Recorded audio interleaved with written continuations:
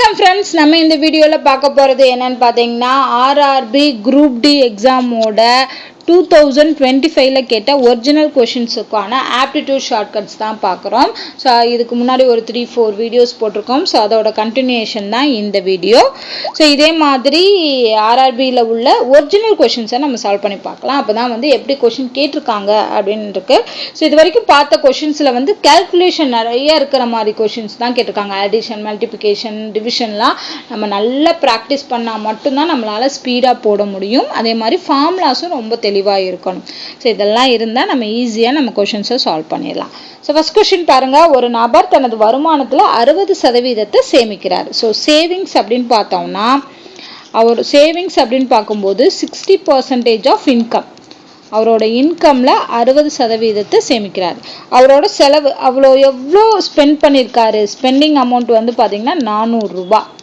அப்படின்னா அவரது வருமானம் என்னன்னு கேட்டிருக்காங்க. பர்சன்டேஜ் காசுல எவ்வளோன்னு கேட்டிருக்காங்க. நல்லா ஞாபகம் வச்சுக்கோங்க, 60% செலவழிக்கிறார். அப்போ மிச்சம் இருக்க 40% என்ன பண்ணியிருப்பாரு, 40% அவர் செலவு பண்ணியிருப்பார் இல்லையா, அந்த 40% தான் இந்த 400 ரூபாய். ஸோ அப்போ 40% 400 ரூபானா 100% எவ்வளோ? ஏன்னா அவரோட வருமானம் நம்மளுக்கு 100% தான் இருக்கும். அப்பனா தான் 60% அவர் சேமிச்சிருக்காரு, 400% ஸ்பெண்ட் பண்ணியிருக்காரு. இதை பார்த்தாலே சொல்லிடலாம் 1000 ரூபான்னு. ஏன்னா 40% 400 ரூபானா 100% என்னவா இருக்கும், 1000 ரூபாய் தான் இருக்கும். ஸோ ஆன்சர் இருக்கு 1000 ரூபாய். அடுத்த question, HCF of two number is 23 and their sum is 161. The possible pair of these numbers are அப்படின்னு கேட்டிருக்காங்க. ஸோ நல்லா ஞாபகம் வச்சுக்கோங்க, 2 நம்பர் இருக்கு. அந்த 2 நம்பரோட HCFனா என்னென்ன, ஹையஸ்ட் காமன் ஃபேக்டர், காமன் டிவைசராக இருக்கும். அப்போ அந்த 2 நம்பர் எப்படி இருக்குன்னா 23x-ஆவும் 23y-ஆவும் தானே இருக்கணும். ஏன்னா அப்படி இருந்தால் மட்டும்தான் நமக்கு என்ன கிடைக்கும், இதுக்கு HCF எடுக்கும்போது 23ங்கிறது HCF-ஆக இருக்கும். ஓகேவா? ஸோ அப்போ இந்த 2 நம்பருக்கான பாசிபிலிட்டி 23x-ஆவும் 23y-ஆவும் தான் இருக்கும். இப்போ என்ன சொல்லியிருக்காங்க, அதோட சம்மு. ஓகேவா? ஸோ சம்முங்கிறது இது ரெண்டையும் ஆட் பண்ணால் வரக்கூடியது. ஸோ ஆட் பண்ணுங்க, 23x + 23y = 161. இப்போ நம்ம என்ன பண்ணலாம், 23 காமனாக எடுத்தோம்னா x + y = 161. இப்போ நமக்கு x + y மட்டும் வேணும்னா என்ன பண்ணணும், 161 divided by 23 போடணும். ஸோ 161 divided by 23 7 டைம்ஸ் வரும். அப்போ x + y-ஓட வேல்யூ 7, அதாவது x-ஐயும் y-ஐயும் ஆட் பண்ணால் 7 வரணும்.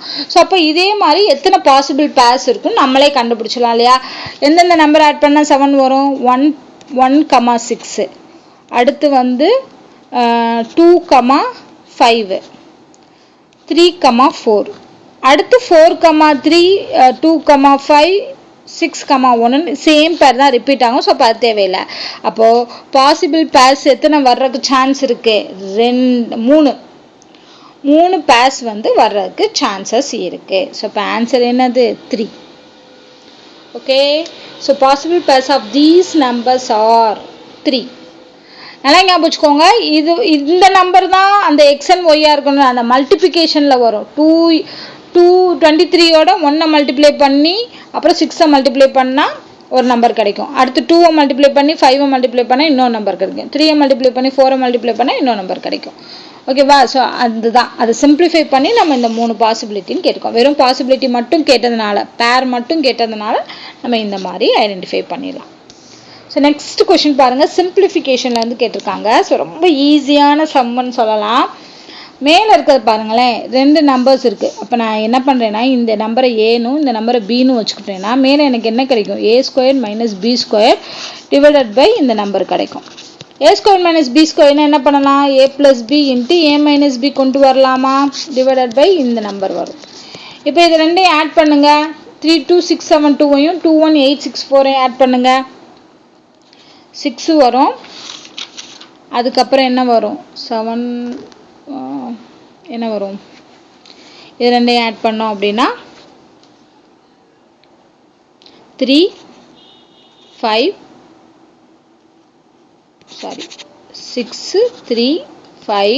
4, 5 வரும்.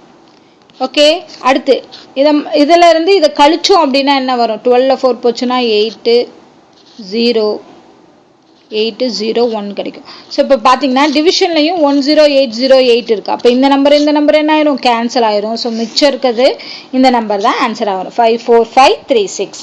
அப்போது நமக்கு இங்கே தெரிஞ்சிருக்கணும், a² - b² போடும்போது a + b × a - b போட்டோம்னா டைரெக்டாக என்ன ஆயிடுது, இதுவும் கேன்சல் ஆகிட்டு இது மட்டும் கிடைக்குது. நெக்ஸ்ட் கொஷின், அமலின் முதலீட்டின் சந்தை மதிப்பு 2021, அதாவது 2021 5% ஆகிருக்கு, 2022 6% ஆகுது, 23 10% ஆகுது. இப்படி இன்க்ரீஸ் ஆகிக்கிட்டே போகுது அவன் இன்வெஸ்ட் பண்ண அமௌண்ட்டோட பர்சன்டேஜ். அவர் ஸ்டார்டிங்கில் வந்து 5,50,000 இன்வெஸ்ட் பண்ணியிருந்தாருன்னா 2023 அவருக்கு எவ்வளோ அமௌண்ட் கிடைச்சிருக்கும். ஸோ இது வந்து ரிலேட்டிவ் ரேட்டுங்கிறன்னு சொல்லுவாங்க. அதாவது நம்ம என்ன சொல்கிறது, அதாவது கூட்டு வட்டி கண்டுபிடிப்போம் இல்லையா, அந்த மெத்தட். அதாவது இதுக்கு ஃபார்முலா என்னென்னா P × 1 + R1 / 100, அடுத்து 1 + R2 / 100, 1 + R3 / 100. இப்போ இந்த ரேட் ஆஃப் இன்ட்ரெஸ்ட் வந்து ஒவ்வொன்றுக்கும் மாறுது இல்லையா. ஃபர்ஸ்ட் இயரில் வந்து 5, இங்கே 6 போடணும், இங்கே வந்து 10 போடணும். அப்போ நமக்கு என்ன கிடைக்கும், P × 105 / 100 கிடைக்கும். இது 5 போட்டோம்னா, 6 போட்டோம்னா 106 / 100 கிடைக்கும். இங்கே 10 பண்ணால் 110 / 100 கிடைக்கும். ஸோ இந்த பிங்கிறது என்னது, பிரின்சிபல் அமௌண்ட். ஸ்டார்டிங்கில் அவர் போட்டால் 5,50,000 ரூபாய். ஸோ இது எல்லாமே நம்ம சிம்பிளிஃபை பண்ணணும். சிம்பிளிஃபை பண்ணோம்னா நமக்கு இந்த அமௌண்ட் கிடைக்கும். ஸோ இந்த மாதிரி கொஷினில் சிம்பிளிஃபிகேஷனுக்கே நமக்கு நேரம் டைமு சரியாக போயிடும். ஸோ மோஸ்ட்லி இந்த மாதிரி கொஷின்ஸை வந்து அட்டன் பண்ணாமல் ஸ்கிப் பண்ணுறது ரொம்ப பெட்டர், ஏன்னா டைம் கன்சியூமிங் ஆகும். ஓகேவா. ஸோ இது வந்தால் மேபி இதில் கம்மியான வேல்யூஸ் கொடுக்கும்போது நம்ம ஈஸியாக கேன்சல் ஆகிற மாதிரி வேல்யூஸ் இருந்தால் கேன்சல் பண்ணி ஆன்சர் கண்டுபிடிச்சலாம். பட் இது கேன்சல் ஆகாது. இங்கே 4 0 அடிச்சுட்டு இந்த 4 0 அடித்தாலும் நீங்கள் இது எல்லாத்தையும் இங்கே ஒரு 0 அடிச்சிடலாம். மிச்சத்துலலாம் நம்ம மல்டிப்ளை பண்ணி தான் ஆகணும், வேறு வழியே இல்லை. நெக்ஸ்ட் கொஷின் பார்க்கலாம். ஒரு சகோதரர் தன் சகோதரியை விட 6 வயது மூத்தவர். அதாவது பிரதர் இருக்காரு, சிஸ்டர் இருக்காங்க. சிஸ்டர் எக்ஸ் ஏஜ்னா அவங்க பிரதர் வந்து x + 6 ஏஜ், ஏன்னா 6 வயசு மூத்தவர். இவங்களோட தற்போதைய வயதுகளின் கூட்டுத்தொகை, இதை ரெண்டையும் ஆட் பண்ணோம்னா எதுக்கு ஈக்குவல், 38க்கு ஈக்குவல். அப்போ 2x + 6 = 38. 2x வேணும்னா 36ஓட 6 கழிச்சோம்னா 32. அப்போ எக்ஸ் வேணும்னா 16 வயசு. அப்போது சிஸ்டருக்கு 16 வயசுனா பிரதருக்கு அதோட 6 கூட்டணும் 22 வயசு. ஓகே. இப்போ என்ன கேட்குறாங்க பாருங்கள். இப்போதிலிருந்து 15 ஆண்டுகளுக்கு பிறகு சகோதரியின் வயது. அப்போ என்ன பண்ணணும், +15 ஆட் பண்ணுங்க, 31. So answer 31. ஏஜ் சம் கேட்டிருக்காங்க. ஸோ ரொம்ப சிம்பிளான சம் தான். ஓகே. ஸோ இதே மாதிரி வந்து டிஃப்ரெண்ட் டைப் ஆஃப் கொஷின்ஸ் வந்து இருக்குது. ஸோ அது எல்லாமே தொடர்ந்து நம்ம பார்க்கலாம். இந்த வீடியோஸ் எல்லாமே பாருங்கள். உங்களுக்கு டவுட் இருந்தால் கமெண்ட் பண்ணுங்கள். இது யூஸ்ஃபுல்லாக இருந்தாலும் கமெண்ட் பண்ணுங்கள், ஏன்னா நெக்ஸ்ட் வீடியோ போடுறதுக்கு எங்களுக்கு ஒரு மோட்டிவேஷனாக இருக்கும். அண்ட் டவுட் இருந்தால் கமெண்ட் பண்ணுங்கள், உங்கள் ஃப்ரெண்ட்ஸ்க்கெலாம் ஷேர் பண்ணுங்கள். மறக்காமல் நம்ம சேனலை சப்ஸ்கிரைப் பண்ணுங்கள். நன்றி.